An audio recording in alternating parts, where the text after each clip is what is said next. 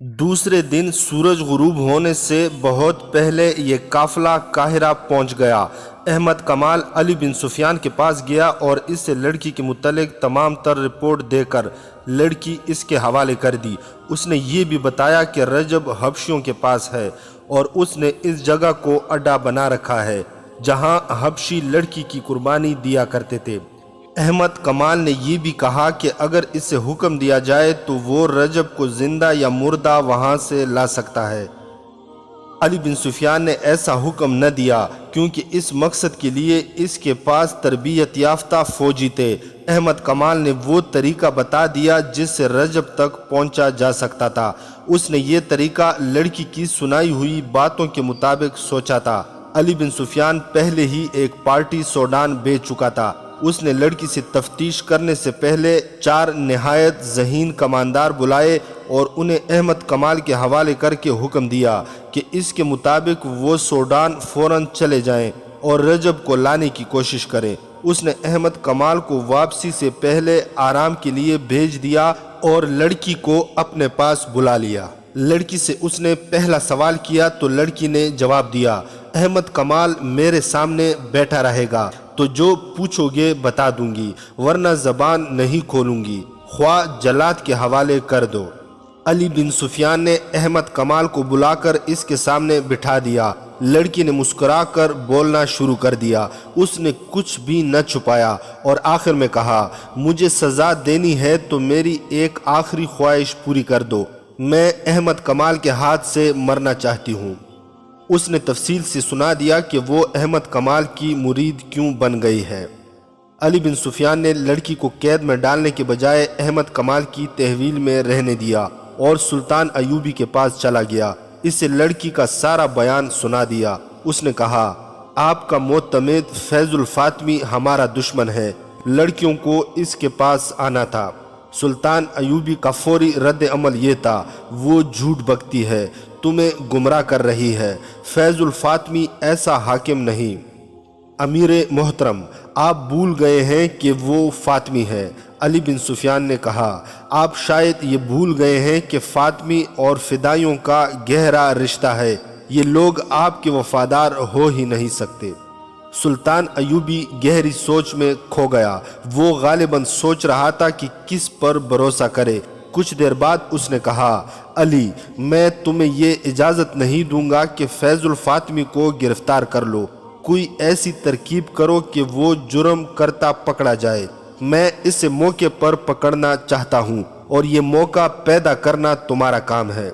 वो जंग जैसे अहम शोबे का हाकिम है। सल्तनत के जंगी राज इसके पास हैं। मुझे बहुत जल्दी ये सबूत चाहिए कि वो ऐसे घनावने जुर्म का मुजरिम है या नहीं। अली बिन सुफियान सुराग रसानी का माहिर था। खुदा ने इससे दिमाग ही ऐसा दिया था। उसने एक तरकीब सोच ली और सुल्तान अयूबी से कहा, लड़की जिन मराहिल से गुजर कर आई है, इनकी दहशत ने इसका दिमाग माऊफ कर दिया है और वो अहमद कमाल के लिए जज्बाती हो गई है, क्योंकि इस शख्स ने इससे दहशत से बचाया और ऐसा सलूक किया कि लड़की इसके बगैर बात ही नहीं करती। मुझे उम्मीद है कि मैं इसी लड़की को इस्तेमाल कर सकूंगा। कोशिश करके देखो, सुल्तान अयूबी ने कहा, लेकिन याद रखो, मैं वाज़े सबूत और शहादत के बगैर तुम्हें इजाज़त नहीं दूंगा कि फैजुल फातमी को गिरफ्तार कर लो। मुझे अभी तक यकीन नहीं आ रहा कि वो भी दुश्मन के हाथों में खेल रहा है। अली बिन सुफियान लड़की के पास गया और इसे अपना मुद्दा बताया। लड़की ने कहा, अहमद कमाल कहे तो मैं आग में भी कूद जाऊंगी। अहमद कमाल ने इससे कहा, जैसे ये कहते हैं वैसे करो, इनकी बात समझ लो। इसका मुझे क्या इनाम मिलेगा? लड़की ने पूछा। तुम्हें पूरी हिफाजत से फ़लस्तीन के शहर किला शोबक में पहुंचा दिया जाएगा, अली बिन सुफियान ने कहा, और यहाँ तुम्हें पूरी इज्जत से रखा जाएगा। नहीं, लड़की ने कहा, ये इनाम बहुत थोड़ा है, मुझे मुंह मांगा इनाम दो। मैं इस्लाम कबूल कर लूँगी और अहमद कमाल मेरे साथ शादी करे। احمد کمال نے صاف انکار کر دیا۔ علی بن سفیان اس سے باہر لے گیا۔ احمد کمال نے کہا یہ بے شک اسلام قبول کر لے، لیکن میں اس سے پھر بھی اسلام کا دشمن سمجھوں گا۔ علی بن سفیان نے اس سے کہا ملک اور قوم کی سلامتی کی خاطر تمہیں یہ قربانی دینی ہوگی۔ احمد کمال مان گیا۔ اس نے اندر جا کر لڑکی سے کہا میں چونکہ تمہیں ابھی تک بے اعتبار لڑکی سمجھ رہا ہوں اس لیے شادی سے انکار کیا ہے، اگر تم ثابت کر دو کہ تمہارے دل میں میرے مذہب کے لیے قربانی کا جذبہ ہے تو میں تمام عمر تمہارا غلام رہوں گا۔ لڑکی نے علی بن سفیان سے کہا کہو مجھے کیا کرنا ہے، میں بھی دیکھ لوں گی کہ مسلمان اپنے وعدے کے کتنے پکے ہوتے ہیں۔ میری ایک شرط یہ بھی ہے کہ احمد کمال میرے ساتھ رہے گا۔ علی بن سفیان نے اس کی یہ شرط بھی مان لی اور اپنے ایک اہلکار کو بلا کر احمد کمال اور لڑکی کے لیے رہائش کے انتظام کا حکم دے دیا۔ اس نے دروازہ بند کر لیا اور لڑکی کو احمد کمال کی موجودگی میں بتانے لگا کہ اس سے کیا کرنا ہے۔ تیسرے دن علی بن سفیان کے بھیجے ہوئے آدمی حبشیوں کی اس مقدس جگہ پہنچ گئے جہاں سے لڑکیاں بھاگی تھیں اور جہاں رجب حبشیوں کا قیدی تھا۔ یہ 6 آدمی تھے اور سب اونٹوں پر سوار تھے۔ انہوں نے بھیس نہیں بدلا تھا، وہ مصری فوج کے لباس میں تھے۔ ان کے پاس برچیاں، تیر کمان اور تلواریں تھیں۔ انہیں احمد کمال نے لڑکیوں کی رودات سنا دی تھی۔ اس کے مطابق علی بن سفیان نے انہیں طریقہ کار سمجھا دیا تھا۔ وہ پہاڑی خطے کے اندر گئے جسے پہاڑیوں نے قلعہ بنا رکھا تھا۔ ایک برچی نہ جانے کہاں سے آئی اور ان کے سامنے زمین میں گڑ گئی۔ اس کا مطلب یہ تھا کہ رک جاؤ، تم گھیرے میں ہو۔ وہ رک گئے۔ حبشی پروہت سامنے آیا، اس کے ساتھ 3 حبشی تھے جن کے پاس برچیاں تھیں۔ حبشی نے انہیں خبردار کیا کہ وہ اس کے چھپے ہوئے تیر اندازوں کی زد میں ہیں، اگر انہوں نے کوئی غلط حرکت کی تو ان میں سے کوئی بھی زندہ نہیں رہے گا۔ سب نے اپنے ہتھیار حبشیوں کے آگے پھینک دیے اور اونٹوں سے اتر آئے۔ ان کے قائد نے حبشی پروہت سے ہاتھ ملا کر کہا ہم تمہارے دوست ہیں، محبت لے کے آئے ہیں، تمہاری محبت لے کے جائیں گے۔ کیا تم نے تینوں لڑکیوں کی قربانی دے دی ہے؟ ہم نے کسی لڑکی کی قربانی نہیں دی۔ پروہت نے غصے میں جواب دیا تم کیوں پوچھتے ہو؟ ہم مصری فوج کے باغی ہیں۔ جماعت کے قائد نے جواب دیا ہم تمہاری اس فوج کے سپاہی ہیں جو مسلمانوں سے تمہارے دیوتا کی توہین کا انتقام لے گی۔ ہمیں تمہارے آدمیوں نے بتایا تھا کہ انہیں شکست اس لیے ہوئی کہ لڑکی کی قربانی نہیں دی جا سکی۔ ہم رجب کے ساتھ تھے۔ ہم نے اس سے کہا کہ ہم 3 فرنگی لڑکیاں اغوا کر کے لے آئیں گے اور ایک کے بجائے 3 لڑکیاں قربان کریں گے اور دیوتا کے مگرمچھوں کو کھلائیں گے۔ ہم بڑی دور سے 3 لڑکیاں ورغلا کر اور بہت سا لالچ دے کر لے آئے اور رجب کے حوالے کر دی تھی، وہ انہیں یہاں لے آیا تھا۔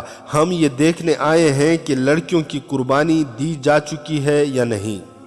حبشی پروہت دھوکے میں آ گیا۔ اس نے کہا رجب نے ہمارے ساتھ کمینگی کی ہے، وہ لڑکیاں لے آیا تھا مگر اس کی نیت خراب ہو گئی تھی، اس نے لڑکیوں کو یہاں سے بھگا دیا، لیکن ہم نے اس سے بھاگنے نہیں دیا، اسے پوری سزا دی ہے۔ لڑکیاں ہمارے ہاتھ سے نکل گئی ہیں، کیا تم 2 لڑکیوں کا بندوبست کر سکتے ہو؟ دیوتاؤں کا قہر سخت ہوتا جا رہا ہے۔ ہم ضرور بندوبست کریں گے۔ قائد نے کہا تھوڑے دنوں تک ہم 2 لڑکیاں لے آئیں گے، ہمیں رجب کے پاس لے چلو، ہم اس سے پوچھیں گے کہ لڑکیاں کہاں ہیں۔ حبشی پروہت سب کو اپنے ساتھ لے گیا۔ ایک جگہ مٹی کا ایک چوڑا اور گول برتن رکھا ہوا تھا جو ایسے ہی ایک برتن سے ڈھکا ہوا تھا۔ پروہت نے اوپر والا برتن اٹھا کر نیچے والے برتن میں ہاتھ ڈالا۔ جب اس نے ہاتھ باہر نکالا تو اس کے ہاتھ میں رجب کا سر تھا۔ چہرے کا ایک نقش بالکل صحیح اور سلامت تھا، آنکھیں ادھ کھلی ہوئی تھی، منہ بند تھا۔ یہ سر اور چہرہ گردن سے کاٹ کر جسم سے الگ کر دیا گیا تھا، اس سے پانی ٹپک رہا تھا۔ یہ کوئی دوائی تھی جس میں حبشیوں نے سر ڈالا ہوا تھا تاکہ خراب نہ ہو۔ پروہت نے کہا اس کا جسم مگرمچھوں کو کھلا دیا گیا ہے، اس کے ساتھیوں کو ہم نے زندہ جھیل میں پھینک دیا تھا، مگرمچھ بھوکے تھے۔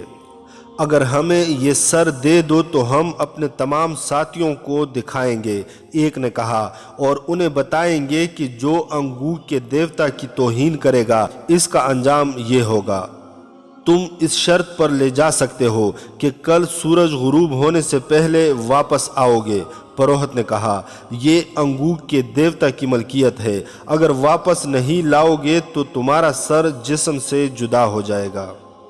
تیسرے روز رجب کا سر سلطان صلاح الدین ایوبی کے قدموں میں پڑا تھا اور سلطان ایوبی گہری سوچ میں کھویا ہوا تھا۔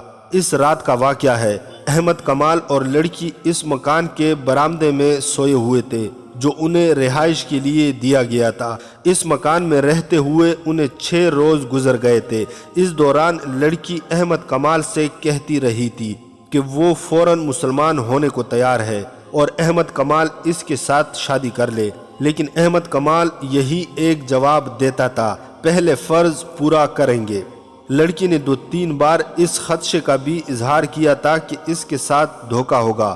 احمد کمال اسے ابھی ایک ہاتھ دور ہی رکھنے کی کوشش کر رہا تھا۔ اس دوران لڑکی کے دل سے دہشت اتر گئی تھی اور اب وہ ہوشمندی سے سوچنے کے قابل ہو گئی تھی۔ اس رات وہ اور احمد کمال برآمدے میں سوئے ہوئے تھے۔ باہر ایک سپاہی پہرے پر کھڑا تھا۔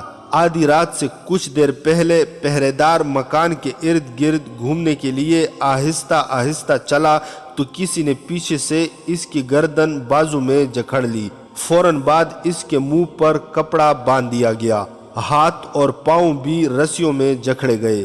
وہ 4 آدمی تھے۔ مکان کا دروازہ اندر سے بند تھا۔ ایک آدمی دیوار سے پیٹھ لگا کر کھڑا ہو گیا، دوسرا اس کے کندھوں پر چڑھ کر دیوار پھلانگ گیا۔ اندر سے اس نے دروازہ کھول دیا۔ باقی 3 آدمی بھی اندر چلے گئے۔ ایک جو سب سے زیادہ قوی ہیکل تھا، اس نے لڑکی کے منہ پر کپڑا باندھ دیا۔ لڑکی کے جاگنے تک اس نے لڑکی کو دبوچ لیا اور اٹھا کر کندھے پر ڈال لیا۔ 3 آدمیوں نے احمد کمال کو رسیوں سے جکڑ کر اور منہ پر کپڑا باندھ کر پلنگ پر ہی پڑا رہنے دیا۔ اسے مزاحمت کی مہلت ہی نہ ملی۔ باہر جا کر انہوں نے لڑکی پر کمبل ڈال لیا تاکہ کوئی دیکھ لے تو اسے پتہ نہ چل سکے کہ اس آدمی کے کندھوں پر لڑکی ہے۔ شہر سے 4-5 میل دور فرعونوں کے وقتوں کی ایک بہت ہی وسیع و عریض اور بھول بلیوں جیسی عمارت کے کھنڈر تھے۔ ان کے متعلق لوگ بہت سی ڈراؤنی باتیں کیا کرتے تھے کہ عمارت کے اندر ایک بلند چٹان ہے، اس چٹان کو کاٹ کر بہت سے کمرے اور ان کمروں کے نیچے بھی کمرے بنے ہوئے تھے۔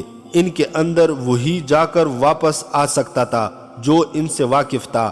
بہت مدت سے کسی نے ان کنڈروں کے اندر جانے کی جرت نہیں کی تھی۔ مشہور ہو گیا تھا کہ اندر جنوں بھوتوں کا بسیرا ہے۔ اندر سانپوں کا بسیرا تو ضرور ہی تھا۔ سانپوں کے خوف سے کوئی اس کنڈر کے قریب سے بھی نہیں گزرتا تھا۔ بڑی خوفناک کہانیاں سنائی جاتی تھی۔ اس کے باوجود یہ 4 آدمی جو لڑکی کو اغوا کر کے لے گئے تھے ان کھنڈروں میں داخل ہو گئے، اور داخل بھی اس طرح ہوئے جیسے یہی ان کا گھر تھا۔ وہ غار نما کمروں، غلام گردشوں اور اندھیری گلیوں میں سے بغیر رکے گزرتے گئے۔ آگے مشعلوں کی روشنی تھی۔ ان کے قدموں کی آہٹوں سے چمگادڑ اڑتے اور پھڑپڑاتے تھے۔ چپکلیاں اور رینگنے والی کئی چیزیں ادھر ادھر بھاگتی پھر رہی تھی۔ اندر مکڑیوں کے جالے اور کائی بھی تھی۔ وہ چٹان میں بنے ہوئے ایک کمرے میں داخل ہو گئے۔ وہاں ایک آدمی مشعل لیے کھڑا تھا جو ان کے آگے آگے چل پڑا۔ آگے سیڑھیاں تھی جو نیچے اترتی تھی۔ وہ سب نیچے اتر گئے اور ایک طرف مڑ کر ایک وسیع کمرے میں داخل ہو گئے۔ وہاں فرش پر بستر بچھا تھا، اس کے ساتھ بڑی خوشنما دری تھی۔ کمرہ سجا ہوا تھا۔ لڑکی کو بستر پر ڈال کر اس کے منہ سے کپڑا کھول دیا گیا۔ لڑکی غصے سے بولی، میرے ساتھ یہ سلوک کیوں کیا گیا ہے؟ میں مر جاؤں گی، کسی کو اپنے قریب نہیں آنے دوں گی۔ اگر تمہیں وہاں سے اٹھوا نہ لیا جاتا تو کل صبح تمہیں جلاد کے حوالے کر دیا جاتا۔ ایک آدمی نے کہا، میرا نام فیض الفاطمی ہے، تمہیں میرے پاس آنا تھا، باقی 2 لڑکیاں کہاں ہیں؟ تم اکیلی کیسے پکڑی گئی؟ رجب کہاں ہے؟ لڑکی مطمئن ہو گئی اور بولی، میں خدا کا شکر بجا لاتی ہوں جس نے مجھے بڑی بڑی خوفناک مصیبتوں سے بچا لیا، میں منزل پر پہنچ گئی ہوں۔ اس نے فیض الفاطمی کو رجب، حبشیوں، آندھی، 2 لڑکیوں کی موت اور احمد کمال کے ہتھے چڑھ جانے کی ساری رودات سنا دی۔ فیض الفاطمی نے اس سے تسلی دی اور ان 4 آدمیوں کو جو لڑکی کو اٹھا لائے تھے سونے کے 6 ٹکڑے دیے اور کہا، تم اب اپنی اپنی جگہ سنبھالو، میں تھوڑی دیر بعد چلا جاؤں گا۔ یہ لڑکی 3-4 روز یہیں رہے گی، میں رات کو آیا کروں گا، باہر جب اس کی تلاش ختم ہو جائے گی تو اس سے لے جاؤں۔ 4 آدمی چلے گئے اور کھنڈر کے چاروں طرف ایسی جگہوں پر بیٹھ گئے جہاں سے باہر نظر رکھی جا سکتی تھی۔ فیض الفاطمی کے ساتھ ایک ہی آدمی رہ گیا جو مصری فوج کا کماندار تھا۔ اندر فیض الفاطمی اپنی کامیابی پر بہت خوش تھا اور 2 لڑکیوں کی موت کا اس سے غم بھی تھا۔ اسے رجب کے انجام کا بھی علم نہیں تھا۔ اس نے کہا، رجب کو وہاں سے نکالنا ضروری ہے۔ اس نے علی بن سفیان اور صلاح الدین ایوبی کے قتل کا کچھ انتظام کیا تھا جس کا مجھے ابھی علم نہیں۔ اس نے غالباً فدائیوں سے معاملہ طے کیا ہے۔ یہ دونوں قتل اب بہت ضروری ہو گئے ہیں۔ اب ہمیں کوئی نیا منصوبہ بنانا ہے۔ میں دوسرے ساتھیوں سے بات کر کے تمہیں کل بتاؤں گا، ابھی آرام کرو، مجھے واپس جانا ہے۔ صلاح الدین ایوبی کو آپ پر اعتماد ہے؟ لڑکی نے پوچھا۔ اتنا زیادہ کہ اپنی ذاتی باتوں میں بھی مجھ سے مشورے لیتا ہے، فیض الفاطمی نے جواب دیا۔ مجھے پتہ چلا ہے کہ اعلیٰ حکام میں صلاح الدین ایوبی کے وفاداروں کی تعداد بہت زیادہ ہے، لڑکی نے کہا، اور فوج بھی اس کی وفادار ہے۔ یہ صحیح ہے، کماندار جو وہاں موجود تھا بولا۔ اس کا سراغ رسانی کا محکمہ بہت ہوشیار ہے، جہاں کوئی سر اٹھاتا ہے اس کی نشاندہی ہو جاتی ہے۔ اعلیٰ حکام میں 2 اور ہیں جو صلاح الدین ایوبی کے خلاف کام کر رہے ہیں، ان کے نام آپ کو محترم فیض الفاطمی بتا سکیں گے۔ فیض الفاطمی نے دونوں نام بتا دیے اور مسکرا کر لڑکی سے کہا، تمہیں اعلیٰ سطح پر ہی کام کرنا ہے، صرف 2 حکام کے درمیان عداوت پیدا کرنی ہے اور 2 کو زہر دینا ہے جو تم آسانی سے دے سکو گی، مگر اب مشکل یہ پیدا ہو گئی ہے کہ تمہیں کسی محفل میں نہیں لے جا سکیں گے۔ تم پردہ نشین مسلمان لڑکی کے بھیس میں کام کرو گی ورنہ پکڑی جاؤ گی۔ ہو سکتا ہے میں تمہیں واپس فلسطین بھیج دوں اور کسی اور لڑکی کو بلا لوں جسے یہاں کوئی پہچان نہ سکے۔ میرا گروہ بہت ذہین اور سرگرم ہے، یہ سالاروں سے نیچے کمانداروں کی سطح کا گروہ ہے۔ یہ 4 آدمی جو تمہیں اتنی دیدہ دلیری سے اٹھا لائے ہیں اسی گروہ کے افراد ہیں۔ ہم نے ایوبی کی فوج میں بے اطمینانی پھیلانی شروع کر دی ہے۔ قوم اور فوج کو ایک دوسرے سے متنفر کرنا ضروری ہے۔ اس وقت صورتحال یہ ہے کہ شامی اور ترک فوجی مصری عوام میں اپنے اچھے سلوک، کردار اور لڑنے کے جذبے کی بدولت بہت مقبول ہیں اور عزت کی نگاہ سے دیکھے جاتے ہیں۔ سوڈانیوں کو شکست دے کر انہوں نے شہریوں کے دلوں میں عزت کا اضافہ کر لیا ہے۔ ہمیں فوج کی اس عزت کو مجروح کرنا ہے، سالاروں اور دیگر فوجی حکام کو رسوا کرنا ہے۔ اس کے بغیر ہم صلیبیوں اور سوڈانیوں کی کوئی مدد نہیں کر سکتے۔ باہر کا حملہ ناکام رہے گا، فوج اس سے کامیاب نہیں ہونے دے گی۔ قوم فوج کا ساتھ دے گی۔ اگر اس وقت ایک طرف سے صلیبی اور دوسری طرف سے سوڈانی حملہ کر دیں تو قوم اور فوج مل کر قاہرہ کو ایسا قلعہ بنا دے گی جس سے فتح کرنا ناممکن ہوگا۔ قاہرہ کو فتح کرنے کے لیے ہمیں زمین ہموار کرنی ہوگی، لوگوں کے ذہنوں میں وہم اور وسوسے اور نوجوانوں کے کردار میں جنس پرستی اور آوارگی پیدا کرنی ہوگی۔ مجھے بتایا گیا تھا کہ یہ کام 2 سال سے ہو رہا ہے، لڑکی نے کہا۔ خاصی کامیابی بھی ہوئی ہے، فیض الفاطمی نے کہا۔ بدکاری میں اضافہ ہو گیا ہے، مگر صلاح الدین ایوبی نے ایک تو نئے مدرسے کھول دیے ہیں دوسرے مسجدوں میں خطبے سے خلیفہ کا نام نکال کر کوئی اور ہی رنگ پیدا کر دیا اور لڑکیوں کو عسکری تعلیم دینی شروع کر دی ہے۔ بات یہی تک پہنچی تھی کہ ان 4 آدمیوں میں سے ایک آیا اور فیض الفاطمی سے کہا، ابھی باہر نہ جانا، کچھ گڑبڑ ہے۔ فیض الفاطمی گھبرایا، اس آدمی کے ساتھ باہر چلا گیا۔ ایک اونچی جگہ چھپ کر دیکھا، آدھی رات کے پورے چاند نے باہر کے ماحول کو روشن کر رکھا تھا۔ اس نے کہا، تم لوگوں نے بے احتیاطی کی ہے، یہ تو فوجی معلوم ہوتے ہیں، گھوڑے بھی ہیں، تم چاروں طرف سے دیکھو، میں کدھر سے نکل سکتا ہوں؟ میں دیکھ چکا ہوں، اس آدمی نے جواب دیا، یوں نظر آتا ہے جیسے ہم مکمل گھیرے میں ہیں، آپ وہیں چلے جائیں، مشعلیں بجھا دیں، وہاں سے نکلنے کی غلطی نہ کریں، وہاں تک کوئی نہیں پہنچ سکے گا۔ فیض الفاطمی کھنڈروں میں غائب ہو گیا اور یہ آدمی جو پہرا دے رہا تھا بلند جگہ سے اتر کر اندر کو جانے کے بجائے دیواروں کے ساتھ ساتھ چھپتا باہر نکل گیا۔ باہر کا یہ عالم تھا کہ 50 کے قریب پیادہ فوجی تھے اور 20-25 گھوڑوں پر سوار تھے۔ انہوں نے سارے کھنڈر کو گھیرے میں لے لیا تھا۔ یہ پہرے دار ان تک گیا اور ایک فوجی سے پوچھا، علی بن سفیان کہاں ہے؟ اسے بتایا گیا تو وہ دوڑتا ہوا گیا۔ اس دستے کی کمان علی بن سفیان خود کر رہا تھا، اس کے ساتھ احمد کمال تھا۔ پہرے دار نے انہیں کہا، اندر کوئی ایسا خطرہ نہیں، آپ کے ساتھ 2 آدمی بھی کافی ہیں، میرے ساتھ آئیں۔ یہ پہرے دار ان 4 آدمیوں میں سے تھا جنہوں نے لڑکی کو اغوا کیا تھا۔ علی بن سفیان نے 2 مشعلیں روشن کرائیں، احمد کمال اور 4 عسکریوں کو ساتھ لیا، 2 کے ہاتھوں میں مشعلیں دیں، سب نے تلواریں نکالی اور اس آدمی کے ساتھ کھنڈر میں داخل ہو گئے۔ انہوں نے دیکھا کوئی آدمی کسی طرف سے آیا اور دوڑتا ہوا اندر کی طرف چلا گیا ہے۔ علی بن سفیان کے رہنما نے کہا، یہ ان کا آدمی ہے، وہ اندر والوں کو خبردار کرنے چلا گیا ہے، آپ تیز چلیں۔ وہ سب دوڑ پڑے۔ اگر یہ لوگ رہنما کے بغیر ہوتے تو ان بھول بلیوں میں بھٹک جاتے یا ڈر کر وہاں سے بھاگ آتے۔ رہنما کے ساتھ وہ بڑی اچھی رفتار سے جا رہے تھے۔ کسی طرف سے ایک اور آدمی دوڑتا آیا، اس کی انہیں یہ آواز سنائی دی، میں ادھر جا رہا ہوں، تیز چلو۔ یہ رہنما کا ساتھی تھا۔ وہ اس چٹانی کمرے میں پہنچ گئے جس سے سیڑھیاں نیچے اترتی تھی۔ نیچے سے انہیں آوازیں سنائی دی، ہمارے ساتھ دھوکہ ہوا ہے، یہ دونوں ان کے آدمی ہیں۔ پھر تلواریں ٹکرانے کی آواز سنائی دی اور یہ آواز بھی آئی، اسے بھی ختم کر دو، یہ گواہی نہ دے سکے۔ علی بن سفیان اور احمد کمال مشعل برداروں کے پیچھے دوڑتے پلانگتے نیچے اترے۔ اس کمرے میں پہنچے تو وہاں خون بہہ رہا تھا۔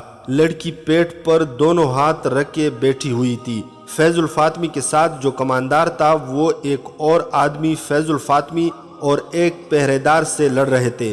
علی بن سفیان نے فیض الفاطمی کو للکارا۔ فیض الفاطمی نے جب اپنے خلاف بہت سی تلواریں دیکھی تو اس نے تلوار پھینک دی۔ احمد کمال نے دوڑ کر لڑکی کو سنبھالا، اس کا پیٹ چاک ہو چکا تھا۔ احمد کمال نے فرش پر بچھے ہوئے بستر سے چادر اٹھا کر لڑکی کے پیٹ پر کس کر باندھ دی اور علی بن سفیان سے کہا، مجھے اجازت ہو تو اسے باہر لے جاؤں۔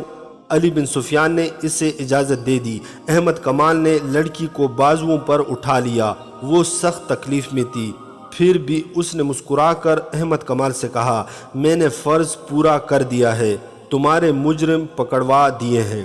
فیض الفاطمی اور لڑکی کو اغوا کرنے والے 4 میں سے 2 آدمیوں کو گرفتار کر لیا گیا۔ باقی 2 آدمی اور ایک کماندار جو فیض الفاطمی کے ساتھ تھے علی بن سفیان کے آدمی تھے۔ یہ ایک ڈرامہ تھا جو فیض الفاطمی کو موقع پر گرفتار کرنے کے لیے کھیلا گیا تھا۔ لڑکی نے پورا تعاون کیا لیکن زخمی ہو گئی۔ یہ ڈرامہ اس طرح تیار کیا گیا کہ لڑکی سے وہ خفیہ الفاظ معلوم کیے گئے جو اس گروہ کو ایک دوسرے کو پہچاننے کے لیے استعمال کرنے تھے۔ لڑکی نے یہ بھی بتا دیا کہ اسے فیض الفاطمی کے پاس جانا تھا۔ علی بن سفیان نے اپنے 3 ذہین جاسوس استعمال کیے جن میں ایک کماندار کے عہدے کا تھا، انہیں خفیہ الفاظ بتائے اور کہا کہ وہ فیض الفاطمی تک رسائی حاصل کرے اور اسے بتائیں کہ 3 میں سے ایک لڑکی یہاں آ گئی ہے لیکن وہ فلاں مکان میں قید ہے۔ جہاں سے اسے نکالا جا سکتا ہے۔ انہیں یہ بھی بتایا گیا کہ وہ فیض الفاطمی کو رجب کا جھوٹا پیغام دیں کہ اس لڑکی کو بچاؤ اور اپنی کاروائیاں تیز کر دو۔ ان جاسوسوں نے 3 دنوں کے اندر فیض الفاطمی تک رسائی حاصل کر لی اور اس پر ثابت کر دیا کہ وہ اس کے زمیندوز گروہ کے افراد ہیں۔ فیض الفاطمی کو یہ خطرہ بھی تھا کہ لڑکی چونکہ قید میں ہے، اس لیے اذیت کے زیر اثر بتا دے گی کہ وہ بھی اس کے ساتھ ہے۔ فیض الفاطمی کے لیے اپنا تحفظ ضروری تھا، لہٰذا اس نے لڑکی کے اغوا کا منصوبہ بنایا۔ اس میں اس نے کماندار کو اپنے ساتھ رکھا، 2 آدمی علی بن سفیان کے بھیجے ہوئے اور 2 اپنے ملا کر ان کے سپرد یہ کام کیا کہ وہ لڑکی کو اٹھا لائیں گے اور کھنڈر میں پہنچا دیں گے۔ اس کھنڈر کو انہوں نے کچھ عرصے سے اپنا خفیہ اڈا بنا رکھا تھا۔ منصوبہ بن گیا تو علی بن سفیان تک پہنچ گیا۔ 5-6 دنوں میں احمد کمال اور لڑکی کو بتایا گیا کہ وہ برآمدے میں سوئیں گے اور رات کو لڑکی اغوا ہوگی، جس کے خلاف وہ مزاحمت نہیں کریں گے۔ مکان کے باہر ہر وقت ایک سپاہی پہرے پر رہتا تھا۔ اس رات جو آدمی پہرے پر تھا وہ سپاہی نہیں بلکہ علی بن سفیان کے محکمے کا جاسوس تھا۔ اسے معلوم تھا کہ رات کو اس پر حملہ ہوگا اور حملہ کس طرح کا ہوگا۔ حملہ کرنے والا علی بن سفیان کا آدمی تھا۔ اگر فیض الفاطمی کا آدمی ہوتا تو وہ اسے خنجر مار کر ہلاک کر دیتا۔ اس رات فیض الفاطمی اور کماندار کھنڈر میں چلے گئے۔ مقررہ وقت پر پہرے دار پر حملہ ہوا، دیوار پھلانگی گئی۔ اس وقت احمد کمال جاگ رہا تھا۔ اس نے دیکھا کہ لڑکی کو اٹھا لیا گیا ہے، لیکن وہ آنکھیں بند کر کے لیٹا رہا۔ اس نے تڑپنا اس وقت شروع کیا جب وہ رسیوں میں بند چکا تھا۔ لڑکی کو کھنڈر میں پہنچا دیا گیا۔ یہ ڈرامہ اس لیے کھیلا گیا کہ فیض الفاطمی نے اغوا کا منصوبہ بنایا اور اس میں اپنے 2 آدمی شامل کر دیے تھے۔ اس پر یہ ظاہر کرنا تھا کہ یہ حقیقی اغوا ہے اور اس میں کوئی دھوکہ فریب نہیں۔ آخر دم تک شک نہ ہوا۔ اغوا کے بعد علی بن سفیان نے پہرے دار اور احمد کمال کی رسیاں کھول لیں۔ پیادہ سپاہی اور سوار تیار تھے۔ تھوڑے سے وقفے کے بعد وہ کھنڈر کی طرف روانہ ہو گئے اور کھنڈر کو گھیرے میں لے لیا۔